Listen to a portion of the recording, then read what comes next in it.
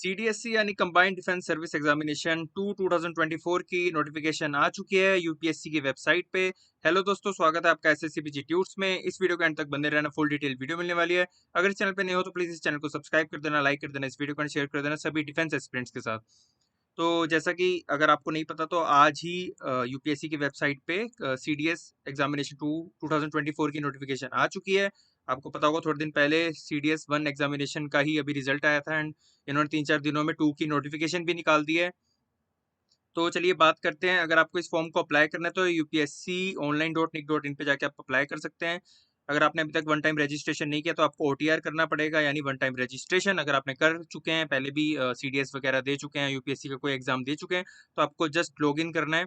OTR का वहाँ पे ऑप्शन होगा, वहाँ पे जाके जस्ट लॉग इन करना है एंड आप वहाँ पे जाके फॉर्म फिल कर सकते हैं। ठीक है, अगर नहीं किया तो आपको पहले ओटीआर यानी वन टाइम रजिस्ट्रेशन करना पड़ेगा। बात करें एग्जामिनेशन, 1 सितंबर 2024 को आपकी कंडक्ट करवाई जाएगी। तो ये एक दिन में ही होती है आपकी एग्जामिनेशन, सिंगल एग्जामिनेशन होती है। इसके बाद आपका एसएसबी इंटरव्यू होता है। जिसे नहीं पता वो मैं आगे डिटेल में बताऊंगा कि एसएसबी इंटरव्यू क्या होता है। अगर हम वैकेंसीज की बात करें तो इस बार काफ़ी अच्छी वैकेंसीज आई है, इतनी कभी देखने को मिलती नहीं। तो 100 आई आपकी इंडियन मिलिट्री एकेडमी की, इंडियन नेवल एकेडमी की 32 आई है, इंडियन एयरफोर्स एकेडमी की आपकी 32 आई है, और ऑफिसर ट्रेनिंग एकेडमी चेन्नई की बात करें तो 276 for male and for female it is 19। ठीक है, तो अगर आपको आर्मी में as a permanent commission join करना है तो उसके लिए 100 वैकेंसीज है आपकी। ठीक है, इंडिया, और आपको पहले बता दूं ये सारी परमानेंट कमीशन होती है आपकी। अगर आप आईएमए में जाते हैं, आईएनए में जाते हैं, एएफए में जाते हैं, लेकिन अगर आप ओटीए में जाते हैं तो इसमें आपको शॉर्ट सर्विस कमीशन मिलती है। ठीक है, यहाँ पे साफ साफ लिखा है एसएससी मैन, एसएससी वुमेन यानी शॉर्ट सर्विस कमीशन मैन। जिन्हें नहीं पता, शॉर्ट सर्विस कमीशन आपकी 14 ईयर्स की सर्विस होती है एंड परमानेंट कमीशन में आप तब तक सर्विस कर सकते हैं जब तक आप की रिटायरमेंट नहीं होती, मतलब up to 60 years of age. ठीक है, या आप अर्ली रिटायरमेंट ले लेते हैं तो आप पे डिपेंड करता है। ठीक है, तो अगर आप इन तीनों अकेडमी में जाने का आपको मौका मिलता है for navy, air force and Indian army, तो आपको परमानेंट कमीशन मिलेगी। ठीक है, अगर आप ओटी में जाते हो तो ये मैं उनके लिए बता रहा हूँ जो अभी नए हैं, जो पहली बार डिफेंस की लाइन में उन्होंने अपना अभी कदम रखा है और जिन्हें थोड़ी सी भी नॉलेज नहीं है। तो अगर आप सीडीएस एग्जामिनेशन फॉर्म भर रहे हैं, डिफेंस में आना चाहते हैं, आर्मी ज्वाइन करना चाहते हैं, तो थोड़ी बहुत आपको नॉलेज होनी चाहिए। परमानेंट कमीशन है और ओटी इज फॉर एसएससी यानी शॉर्ट सर्विस कमीशन। ठीक है, सेंटर ऑफ एग्जामिनेशन की बात करो तो इसका एग्जामिनेशन ऑल ओवर इंडिया होता है, क्योंकि यूपीएससी द्वारा कंडक्ट करवाया जाता है ये एग्जाम। तो ऑल ओवर इंडिया आपको, पैन इंडिया आपको मिल जाएंगे, जहां भी आप जिस भी स्टेट या सिटी में रहते हो उसके आसपास का आपको सेंटर मिल जाएगा। ज़्यादा दूर के सेंटर नहीं मिलते, जो भी आप सेंटर भरोगे मोस्ट प्रोबेबली आपको वो सेंटर आराम से मिल जाएगा। ठीक है, काफ़ी सेंटर्स होते हैं यूपीएससी द्वारा। एलिजिबिलिटी की बात करें तो आप इंडियन होने चाहिए, नेपाल के होने चाहिए अगर आपको इस फॉर्म को फिल करना है। ठीक है, एज लिमिट की बात करें फॉर आईएमए, कोई भी कैंडिडेट जो 2 जुलाई 2001 से लेके 1 जुलाई 2006 के बीच में, वही इस फॉर्म को भर सकते हैं, ना इस डेट से पहले ना इस डेट के बाद में। इसमें कोई आपको एज रिलैक्सेशन वगैरह नहीं मिलता, ना ही इसमें रिजर्वेशन होती, क्योंकि ये डिफेंस है। ठीक है, डिफेंस में कोई रिजर्वेशन का सिस्टम नहीं होता। ठीक है, डिफेंस में सब एक समान होते हैं। ठीक है, 2 जुलाई 2001 से लेके 1 जुलाई 2006 ये है इंडियन नेवल एकेडमी की एलिजिबिलिटी क्राइटेरिया फॉर एज। अगर हम इंडियन एयरफोर्स एकेडमी की बात करें तो इसमें एज आपकी 20 to 24 है, यानी सभी कैंडिडेट जो 2 जुलाई 2001 से लेके 1 जुलाई 2005 के बीच में जिनकी डेट ऑफ बर्थ आती है वो सब इसे अप्लाई कर सकते हैं। ठीक है, और जिनके पास कमर्शियल पायलट लाइसेंस यानी जो डीजीसीए द्वारा आपको दिया जाता है उसका आपके पास अगर लाइसेंस है तो आपको अप टू 26 ईयर तक आप इसे अप्लाई कर सकते हैं। मतलब 2 जुलाई 1999 से लेके 1 जुलाई 2005 तक के स्टूडेंट्स इसे अप्लाई कर सकते हैं। अगर हम फॉर ऑफिसर ट्रेनिंग एकेडमी की बात करें तो 2 जुलाई 2000 से लेके 1 जुलाई 2006 के बच्चे, and same for women candidates also. ठीक है, अब हम बात करें एजुकेशन क्वालिफिकेशन की तो फॉर आईएमए आपकी सिर्फ सिंपल डिग्री मांगी है, ओटी के लिए भी सिंपल डिग्री मांगी है, आपकी कोई भी डिग्री होनी चाहिए। इंडियन नेवल एकेडमी के लिए सिर्फ इंजीनियरिंग ग्रेजुएट्स ही अप्लाई कर सकते हैं। ठीक है, जिनके पास इंजीनियरिंग की डिग्री है वही इंडियन नेवी में अप्लाई कर सकते हैं। ठीक है, बात करें इंडियन एयरफोर्स एकेडमी तो इंजीनियर डिग्री वाले भी अप्लाई कर सकते हैं, बाकी डिग्री वाले भी अप्लाई कर सकते हैं। बट एक शर्त है कि आपने अगर आप किसी और डिग्री के हो इंजीनियरिंग डिग्री के अलावा, तो ट्वेल्थ में 10+2 में आपका फिजिक्स और मैथमेटिक्स सब्जेक्ट होना चाहिए। ठीक है, तो मतलब नॉन मेड वाले ही अप्लाई कर सकते हैं। ठीक है, बात करें अगर फीस की तो female candidates, SC ST candidates के लिए कोई भी फीस नहीं है। ठीक है, लेकिन 200 फीस है बाकी अदर कैंडिडेट्स के लिए। ठीक है, ये चीज़ आपको ध्यान रखनी है। अगर लास्ट डेट ऑफ सबमिशन की बात करें तो अभी इसके फॉर्म निकल चुके हैं, यानी आज यानी 15 तारीख से, एंड 4 जून 2024 इस टिल 6 PM, मतलब शाम के 6 बजे तक आप 4 जून से पहले पहले इस फॉर्म को भर सकते हैं। 6 बजे के बाद आप इस फॉर्म को नहीं भर सकते, ठीक है। तो अभी से आपके पास 20 तकरीबन दिन है।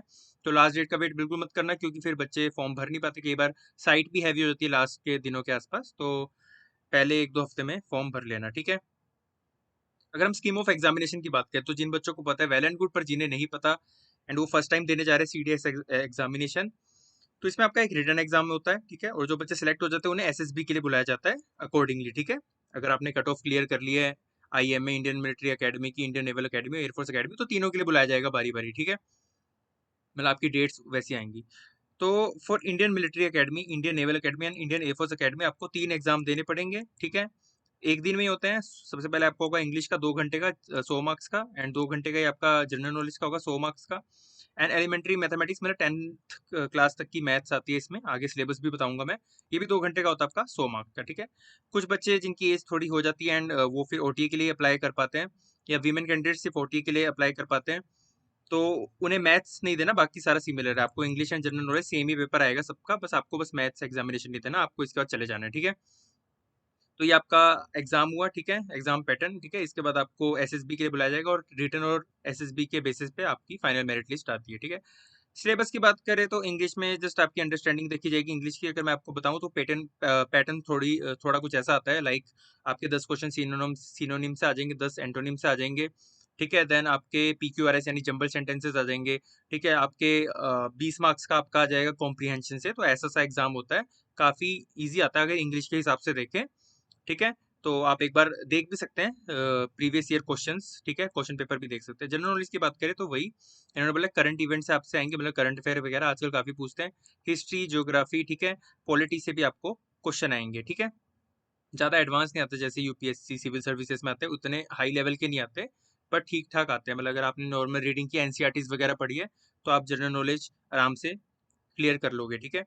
थर्ड पेपर की अगर बात करें, जो कि आपको अगर परमानेंट कमीशन चाहिए थ्रू CDS, तो एलिमेंट्री मैथमेटिक्स पे आपको एग्जाम देना पड़ेगा, जिसमें आपका अरिथमेटिक आएगा, ठीक है। अरिथमेटिक आपका आप देख सकते हैं, नंबर सिस्टम, नेचुरल नंबर, ठीक है, ठीक है। अलजेब्रा आएगा आपका, ठीक है। आपका ट्रिग्नोमेट्री आएगा, ज्योमेट्री आएगा, आपका मेंसुरेशन आएगा, ठीक है। आपके एरिया वगैरह, स्क्वायर वगैरह के, ट्रायंगल के, 2D 3D इसमें दोनों आते हैं, ठीक है। इस चीज़ का आपको ध्यान रखना है। 2D मेंसुरेशन भी आता है, 3D मेंसुरेशन भी आता है, ठीक है। सिलेंडर वगैरह, सरफेस एरिया सब आएगा आपको, वॉल्यूम ऑफ स्फेयर्स भी आएगा, ठीक है। स्टैटिस्टिक्स आएगा, ठीक है। तो ये था आपका मैथमेटिक्स का जो है सिलेबस, और ये 10th लेवल तक का आएगा। तो अगर आपको 10th लेवल तक की आती है तो वेल एंड गुड, आपके लिए पेपर बहुत ईजी होने वाला है। अगर नहीं आती है तो रिवाइज कर लेना, ठीक है। 4 सितंबर को आपका एग्जाम होना है, तो तब तक अभी बहुत टाइम है। इंटेलिजेंस एंड पर्सनैलिटी टेस्ट, जिसे हम SSB भी बोलते हैं, जो बच्चे जानते हैं, ठीक है। SSB आपका SSB इंटरव्यू होता है, 5 डे का इंटरव्यू होता है। इसमें दो स्टेजेस होता है, स्टेज 1 एंड स्टेज 2। स्टेज 1 आपको पहले दिन होता है, जिसमें आपको PPTT एंड OIR देना होता है, जिसमें आपका picture perception and discussion test होता है ये, जिसमें आपके सामने एक पिक्चर आती है, एंड उसी पे आपको फर्स्ट पहले स्टोरी लिखनी पड़ती है, देन आपको ग्रुप डिस्कशन करनी पड़ती है, ठीक है। एंड OIR आपका रीजनिंग टाइप आपके 2 एग्जाम होते हैं, ठीक है, जो आपको मिलेंगे। स्टेज 2 में आपका फिर वही साइकोलॉजी टेस्ट होता है, ठीक है। आपके ग्रुप टास्क होते हैं आपके, देन आपका पर्सनल इंटरव्यू होता है, एंड 5th डे आपका कॉन्फ्रेंस डे होता है, जिस दिन आपको पता लगता है कि आप सिलेक्ट हुए हैं या नहीं। एंड उसके बाद फिर आपके मेडिकल शुरू हो जाते हैं, ठीक है। SSB के बारे में आपको थोड़ा डिटेल में जानना है तो आप यूट्यूब पे भी सर्च कर सकते हैं, इसके रिगार्डिंग आपको फुल डिटेल वीडियोज मिल जाएंगी, ठीक है। तो ये था CDS 2 एग्जाम का जो नोटिफिकेशन आया था, उसके बारे में बेसिक डिटेल्स। अगर आपको इसके बाद भी कोई डाउट है तो आप कमेंट सेक्शन में पूछ सकते हैं। और हाँ, अगर इस वीडियो के इस पार्ट तक बने हुए हैं तो प्लीज इस वीडियो को लाइक कर देना, सब्सक्राइब कर देना इस चैनल को, एंड शेयर कर देना सभी डिफेंस एस्पिरेंट्स के साथ। Thank you so much.